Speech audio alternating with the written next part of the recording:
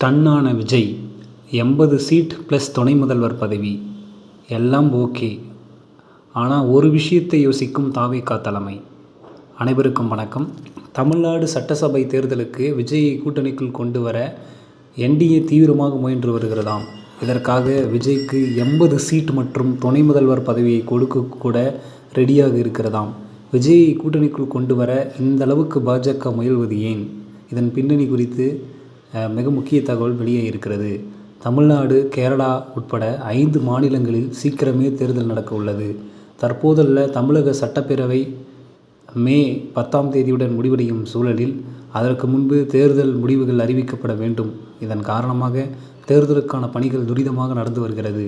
இதற்கிடையே வருகின்ற தமிழ்நாடு சட்டமன்ற தேர்தலில் தேசிய ஜனநாயக கூட்டணி என்டிஏ வெற்றி பெற்றால் தமிழக வெற்றி கழகத்தின் தலைவர் விஜய்க்கு துணை முதலமைச்சர் பதவியை வழங்க பாஜக முன்வந்துள்ளதாக கட்சி வட்டாரங்கள் தெரிவிக்கின்றன. மேலும் இத்தோடு சுமார் 80 சட்டமன்ற தொகுதிகளையும் தமிழக வெற்றி கழகத்திற்கு வழங்க பாஜக தயாராக உள்ளதாகவும் கூறப்படுகிறது. இருதரப்பும் அதிகாரப்பூர்வமாக பேச்சுவார்த்தை நடத்தவில்லை என்றாலும் திரைமறைவில் இரு கட்சிகளுக்கும் இடையேயான பேச்சுவார்த்தைகள் தற்போது இறுதி கட்டத்தை எட்டியுள்ளதாக தகவல்கள் வெளியாகின்றன. இருப்பினும் பாஜகவின் ஆஃபரை ஏற்பதில் விஜய்க்கு தயக்கம் இருக்கிறது. முதல்வர் பதவியை நோக்கியே விஜய் செல்லும் சூழலில் இந்த நேரத்தில் கூட்டணி வைப்பது சரியாக இருக்குமா என யோசிக்கிறார்.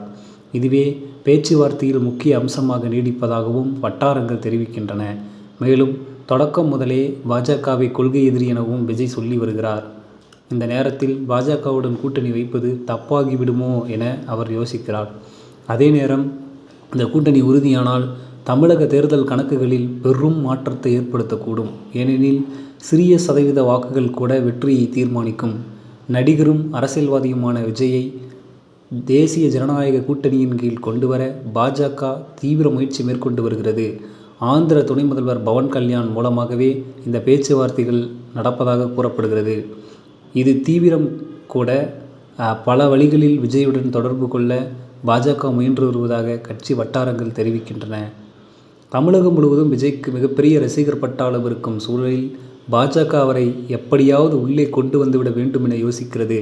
அவரது ரசிகர்களில் ஒரு சிறிய பகுதியினர் கூட தங்கள் பக்கம் வந்தால் அது சட்டமன்ற தேர்தலில் மிக முக்கியமானதாக மாறும் என வல்லுநர்கள் கருத்து தெரிவிக்கிறார்கள்.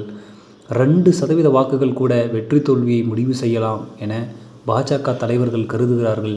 தமிழகத்தின் தேர்தல் வரலாற்றில் பலமுறை குறைவான வாக்கு வித்தியாசத்தில் வெற்றிகள் தீர்மானிக்கப்பட்டுள்ளன.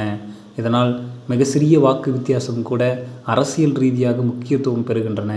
இதன் காரணமாகவே முடிந்தவரை அனைத்து கட்சிகளையும் தங்கள் கூட்டணிக்குள் கொண்டு வர பாஜக முயல்கிறது.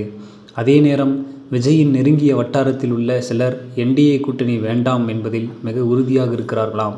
கட்சி தொடங்கி இன்னும் ஒரு தேர்தலை கூட சந்திக்கவில்லை.